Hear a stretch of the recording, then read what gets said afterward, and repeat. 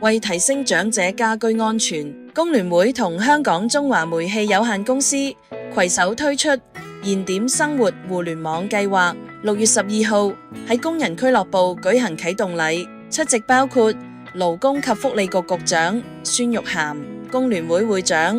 立法會議員吳秋北、工聯會副理事長、立法會議員鄧家彪、煤氣公司香港業務營運總裁鄭曉光、煤氣公司延伸業務暨社區關係聯絡總監黃佩儀。現場有逾100位長者參與。利用大數據喺符合私隱嘅情況下面呢，我哋可以通過數據嘅對比，係及早揾到有風險嘅老人家，就及早介入。今日嘅活動，即係工聯會同煤氣公司嘅活動呢，係民間一個好嘅開始嚇。但係喺政府嗰個層面呢，我哋都會做我哋嘅功夫嘅。今日呢個活動呢，唔單止係一個啟動宣傳，亦都係要帶俾大家一個訊息，政府同埋社會各界係可以加強合作嘅，係善用科技增加長者家居安老嘅安全保障。未來工聯會亦都將同中華煤氣公司攜手，透過燃點生活互聯網計劃，為高風險嘅長者提供更加安全嘅家居安老場所，共同為長者嘅福祉而努力嘅。我哋區議員都成日會話揾我哋幫手求助，所以我哋就會有個好好嘅聯繫嘅名單啦，知道邊啲係獨居長者啊，邊啲係雙老啊。當有呢啲咁有意義又應該幫到佢哋嘅計劃嘅時候呢，就第一時間聯絡佢哋咯。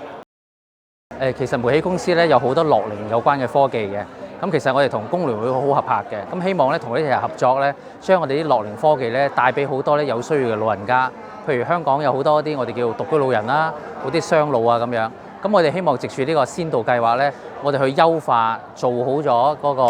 安排我哋將來可能更加大力啲去推廣啊，展開俾多啲受惠人士嘅。目前全港大約有32萬獨居同雙老家庭，面對較高家居同社交風險，工聯會同煤氣公司合作，透過工聯會嘅社區網絡，